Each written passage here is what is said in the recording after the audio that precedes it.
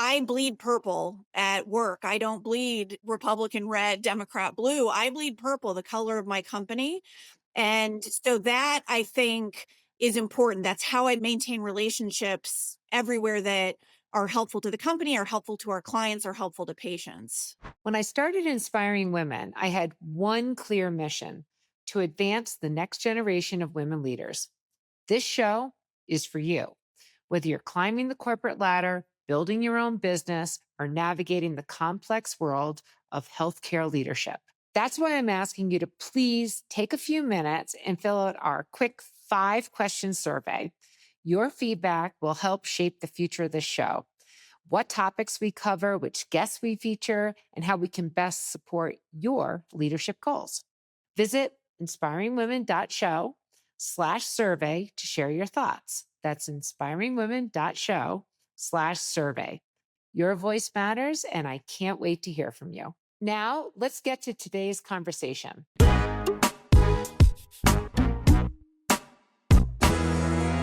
This is Inspiring Women. I'm Lori McGraw, and today I am speaking with not one, but two powerhouse women in the world of policy who have both grown esteemed careers as both policymakers, influencers in terms of shaping where healthcare policy is going at the national, federal, and state levels, but from inside both private and public companies. I'm speaking with Leigh Burchell. She is the Vice President of Government Affairs and Public Policy at Altera Digital Health. Leslie Krigstein, who is the Vice President of Communication and Government Affairs at Transcarent. Again, esteemed careers. This isn't their only gig that they've done. Leigh, Leslie, thank you for being on Inspiring Women.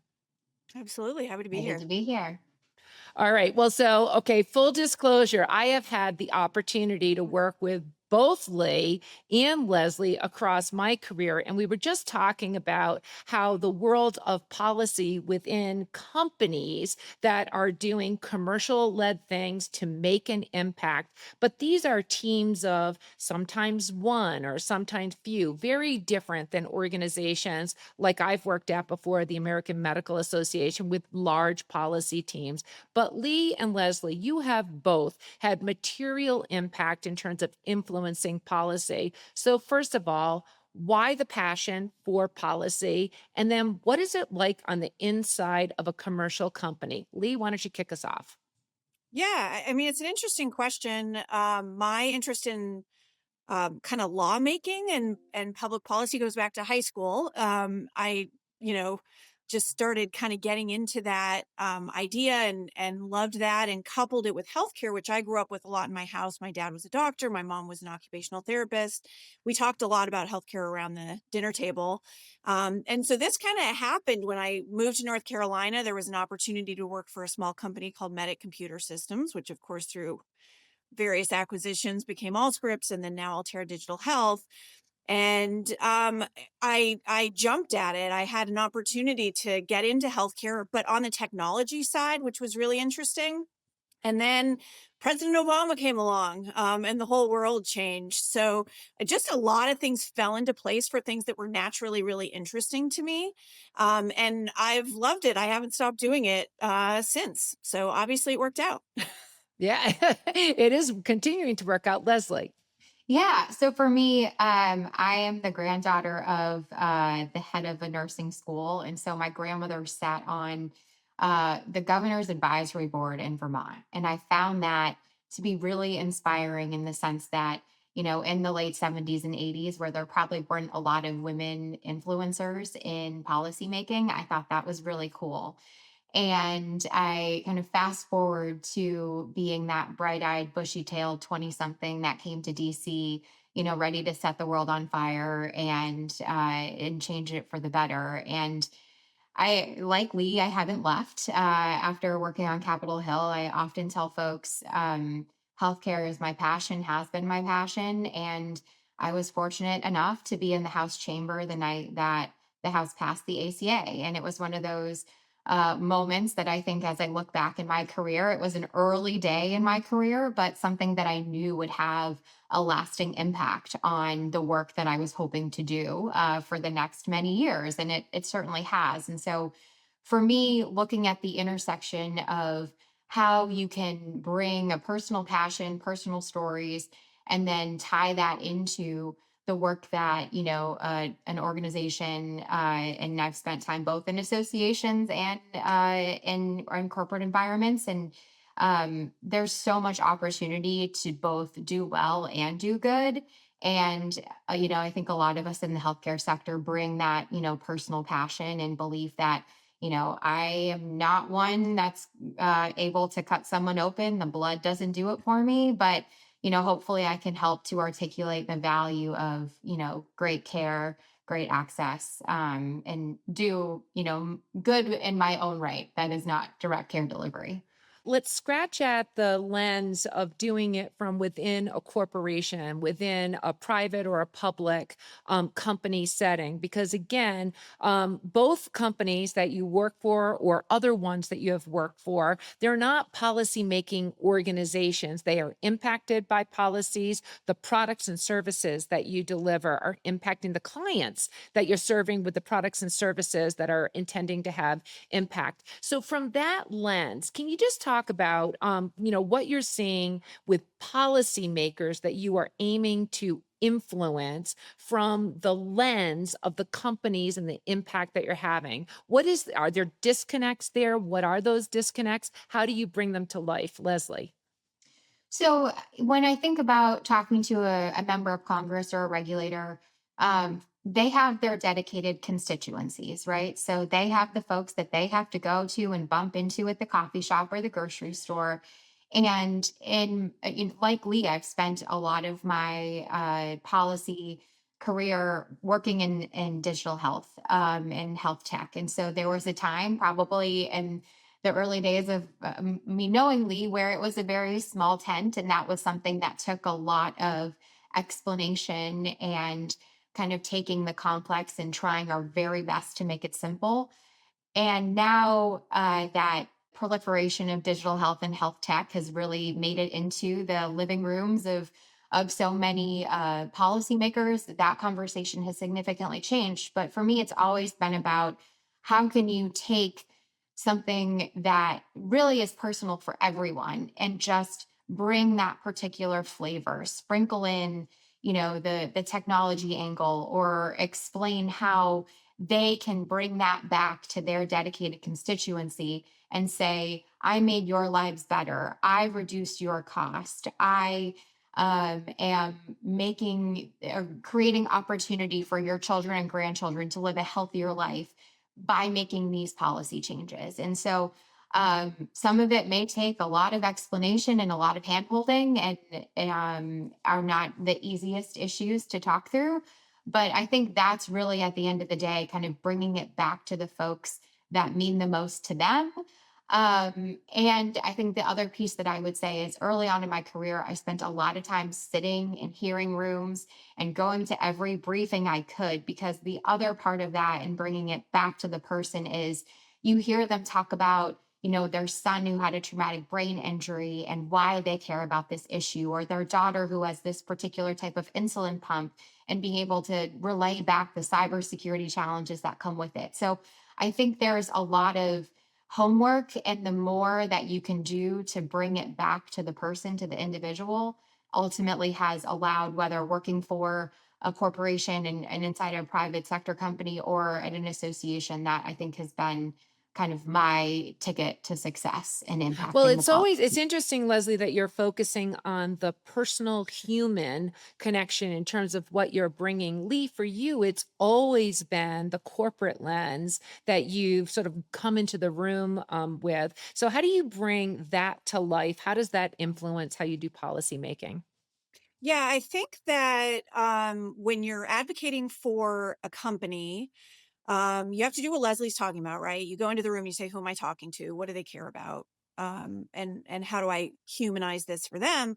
But from a company perspective, a lot of what I try to do is also help people understand the implications of the policies that they're suggesting for us as a company, are you proposing a timeline that really isn't practical, right? That we're not going to necessarily be able to comply with purely for resource perspectives or that type of thing. That's an important conversation. But it's also about the implications for our clients, right? The hospitals and physician practices. What is this going to mean for them? Are you going to be adding 6 clicks that aren't going to add a lot of value? Yep. Right? Or are you imposing a policy for good reason, right? Great motivations. It's good for public health. It's good for gathering data to understand what's happening systemically, but that's going to put a lot of burden on the person who's actually using the electronic health record. That's a really important conversation. It can be pretty compelling. And then ultimately, we try to keep the patient at the center. I mean, I've been lucky enough to work for a lot of leaders who reminded us every day what we're doing matters to patients and it matters to their outcomes. It matters to their access to information. That's obviously a big conversation right now. And so you kind of weave all of that together. Another point I would say is that we work on both sides of the aisle, of course. Health IT Hmm. for many, many years has been a bipartisan conversation. And I bleed purple at work. I don't bleed, Republican red, Democrat blue. I bleed purple, the color of my company. And Hmm. so that I think is important. That's how I maintain relationships everywhere that are helpful to the company, are helpful to our clients, are helpful to patients. I am cracking up that we are still talking about counting clicks. That is awesome. That sort of like, brings me Yeah. back maybe a little PTSD. Yeah. But Leigh, but you and Leslie, you as well. Leigh, you are known for your work in leading the major transformation of meaningful use. And Leslie, you are well known for the transformation of the adoption of digital health and digital health solutions in both of your storied careers. I want to talk about major transformation in the now of today. So, as you bleed purple, as you show up with the patient and the who we're really trying to serve in mind, Leigh, what is it like today in the world of whether it's politics or getting policy done? Are we going to see major innovations, advancements? If so, what are they? And Leslie, in terms of like, what you're focused on, are we in the heyday or are we at just the beginning of what's next? Leigh, what's your view? I mean, it's a great question because we're actually at a really interesting time right now. I think I remember going in for conversations pre-passage of high tech up on the Hill, having conversations about that concept, right? And talking about, so what we're working for is a day when digitized health is everywhere and where it really turns the industry on its head. And we're there. I mean, we're 15 years later from those conversations I was having. And so now we're at a place where every policymaker wants to talk about digital health. It is not just ASTPONC, it's not just CMS, DEA, CDC, the Department of Homeland Security. I mean, really interesting federal The cost perspective. drivers are going one way and they Exactly. haven't stopped. Exactly. And it's also massively exploding at the state level. So there Mm. are laws and regulations and executive orders that are coming out about health IT broadly at the state level as well. And so, I think we're at a place where number one, we've achieved an enormous amount. And I try to not lose sight of that. Yes, we still have challenges. Yes, we still need to work on medical imaging exchange, for example, or really empowering patients to move their data to maximize APIs, things like that. We're not done, but let's not lose sight of how far we've come. But this administration, the Trump administration, second time around, is also taking an interesting approach, right? They're really trying to move away from regulation. They're really trying to move back to the kind of pledge idea, putting pressure on the industry privately to say, make this commitment to achieve these innovations that we really want to see. And then we can avoid regulation. And so it is interesting how cyclical it is because we've signed pledges before. We signed pledges in 2016 under the Obama administration. Um, But so, it's just kind different of this time. interesting. It's different this time. Yeah. Exactly. I mean, it really is funny. Like, I think we all get a sense of deja vu when we work in public policy sometimes. Yep. And Leslie, what are you excited about in terms of transformations on the horizon that you anticipate or are working towards? Yeah, I mean, can't believe we've made it through, almost 10 minutes of a conversation and AI hasn't Yes. been tossed out, right? So Here it I feel Yep. like I is. have to take the chance to like I win the prize for introducing it to the conversation. But I think the overall consumerization of healthcare is upon us. I think, there has finally been the realization that I think technology has revolutionized so many aspects of our lives and has made it easier for us to do so many things. And we've started to see, I feel like that become more tangible with, during the pandemic, as we were all FaceTiming our grandparents and parents. And all of a sudden it became, oh, I can do that with my doctor, or oh, I can share this information more broadly across my care team. And oh, I can ask questions about my healthcare and the things that I'm interested in. I can upload a picture of something to a secure system and get a quick answer of, is this a bug bite or is this something that I should go see a doctor about? And, also to your point, Laurie, I think it's really challenging to have a conversation with someone, and I often try not to speak in extremes, but when I'm even talking about Transcarent and I say all of us have probably had a experience within the healthcare system that made us pretty miserable. Not that we didn't get great care, not that haven't seen phenomenal practitioners or that we have the best hospitals in the world, but we probably got that bill we didn't expect and wasn't sure if we had to pay it, or didn't understand that extra letter that came from the insurance company in the mail that said this isn't a bill, but it has a cost associated with it. So or we haven't found a doctor that we've wanted to see, right? So Yep. for me, I'm excited, and I've been on Capitol Hill and I've been demoing our AI solution for members of Congress, right? So how can we show them the innovation that's been taking place in the private sector that companies and innovators want to bring to more people?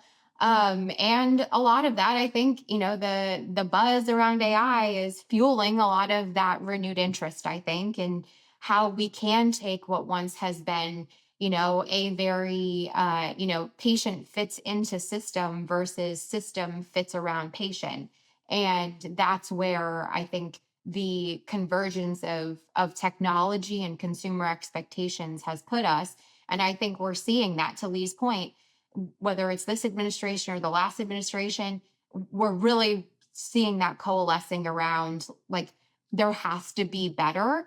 And we're going to try to pull every lever we have at our disposal to bring those two things together to truly improve. Because, I mean, you mentioned cost, but like cost shouldn't be an aside of this conversation, but all of the complexity confusion is just a byproduct of what's causing cost to be Well, if higher. I can add one thing to that, because I Sure. think it's interesting, we're talking about policy.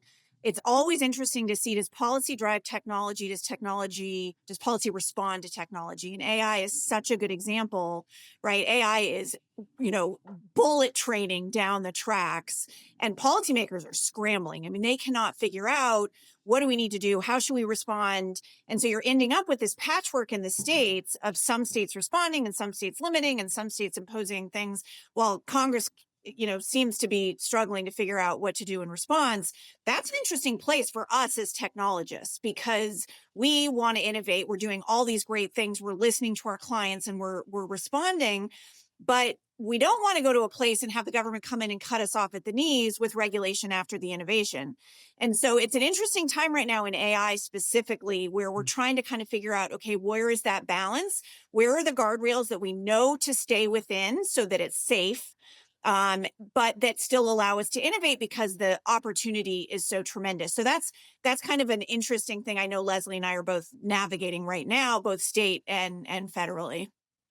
Well, listen, we could clearly go down a pathway here and geeking out on sort of like the policy issues and what you both want to impact. I mean, you are experts. You are absolute experts, but you're not just experts. I want to actually turn the conversation a little bit to to talk about both of you. You are not just people who have devoted your careers to policy making, influencing outcomes through policy, within commercial companies, associations, but you've played on big stages. Again, you've led major transformations in terms of some of the policies that you've driven forward and are known for impacting.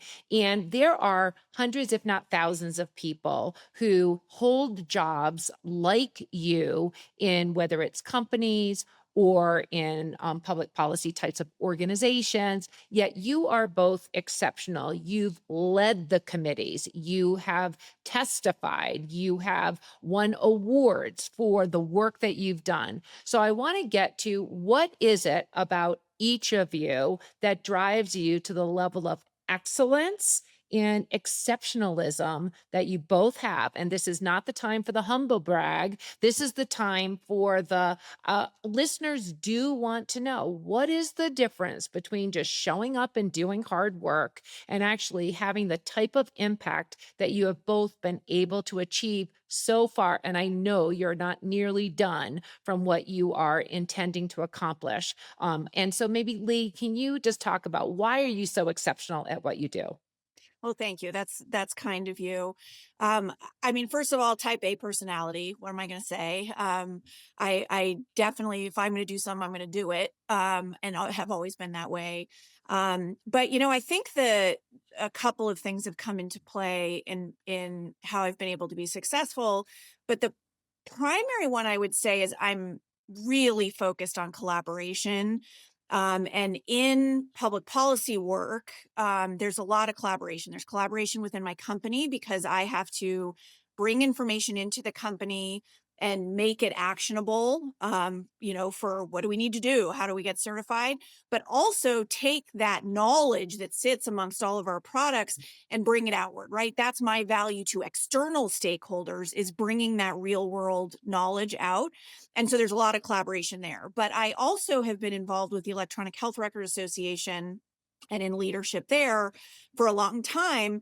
That's an incredibly collaborative environment that not only amongst companies who do what Altera Digital Health does and, kind of sharing what we're hearing and best practices and all of that, but it has also facilitated for me relationships with people like Leslie, who I've known for a long time, and others within the AMA, within the AHA, within policy organizations like ASTPONC.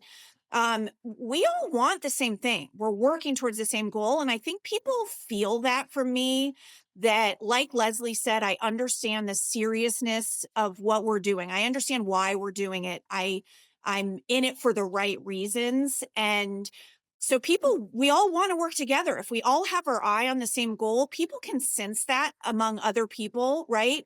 And so we hold hands and we run in the same direction together. And so I think that's a big part of it. I really try to say, you are the expert. Tell me, teach me. And here's what I know so that it really is valuable and symbiotic. It has worked. I think that really has been pretty fundamental to what I've been able to achieve. I love how you took that question, Leigh, about tell me about you. And you said, it's about everyone else. It's about everyone else that I bring along. That's the secret sauce. Leslie, what's your secret sauce? Yeah, I'm going to dovetail off what Lee said a little bit and say it really is a relationships world. I mean, so many professions. So this probably spans well beyond our work in government affairs and policy, but there are some, lasting relationships with folks who are on Capitol Hill that started with a simple coffee, talking about some really, tech savvy issues to, invitations to baby showers and decades, long of friendship. And so I think building that trust and rapport and bringing kind of a genuine interest and to kind of building those relationships. And that also, like Lee said, it really spans both the policymakers, their staff, the regulators. But and then again, kind of a second point is it's a lot easier to go together than it is to go alone. And so, looking at who might be likely allies and friends to go with you and those who may be less likely, but bring a really important aspect and richness to the conversation, I think is really critical. And that's, it really is, especially kind of going back to the point of working for a private company. There's often this perception you might be doing it to advance your bottom line. And so the bigger tent approach that you can take brings that validation to this is not just something that you may want to do to drive value for shareholders or for an organization, but it's really a bigger cause. And so I think those are two. And then I've always tried, when possible, to make it real. So whether that's doing demos, whether that's being able to relate to the interests and key players in a particular constituency, I think bringing it home to you and I, and being like very willing to go the extra mile, I think really pays dividends. I had a boss early on who said, I don't expect you to know everything right away, but really quickly, I want you to be able to go into an office and I want you to be able to not say, hey, I'm going to go back and get you an answer to this question, but I want you to be able to answer that question on the spot, because there's a lot of people in this town that do the things that we do, a lot of people across the country that do the things that we do. But if you can be that expert in the moment, that means they're going to come back and know they're going to get a quick, informed response, and they're going to keep coming back to us time after time. And so that's something that I've passed on to my team. And that's something that I still try to practice to this day of like, be the sharpest person in the room Well, and because an it's going to pay honest voice dividends. too, right? I think Leslie and I both have reputations where we're going to be honest with you. We're not going to try to sell you on something. We're going to be credible, and so I think that helps that partnership as well, right? Both internally, if you have to say to your boss, "I got to tell you something you're not going to love to hear," or they ask you a question and you have to say, "Mm, "No, I don't think that's going to work, and here's why." You're trusted if it's because it's coming from the right place and a smart place and an informed place, and so I love that point, Leslie. I think also just having the perspective of having the opportunity to work with both of you. I think you're doing an okay job at the humble brag. I'm going to do a bit more of the brag for both of you because I've seen it in action. Leigh, I've seen you on the telephone calls at 10 o'clock in the evening, standing up to an opinion of a very strong CEO of wanting a certain commercial outcome for a company, and your focus on the integrity of the work of policy was always front and focused, and you were unflappable in the face of a lot of demands. Leslie, I've seen you do the same. And I've further seen you as a mother of a child with a cancer diagnosis that you have worked through, and that was not your why in terms of why you've shown up in public policy, but it certainly has informed how you show up as an advocate for that lived experience, and probably why you are so focused on that patient, because you've not only understood it from the perspective of the company, the clients, the other people, but the lived experience as a mother of a child with a diagnosis. So it just the attention that you both bring to that, to me, are some of that superpower. We're going over here, but I really just want to close out. Again, I have so much admiration for both of you in terms of the work that you do. I view it as selfless, I view it as important, and I view it as impactful. And as you think of listeners here listening to inspiring women, what advice do you have for them as they look to grow their own careers of impact, influence, and just like how they show up every day? Leslie? I would say you can be an advocate in so many facets of your life. Be an advocate for yourself, be active in the causes that you believe in, and that will give you something, personally and professionally to keep you going.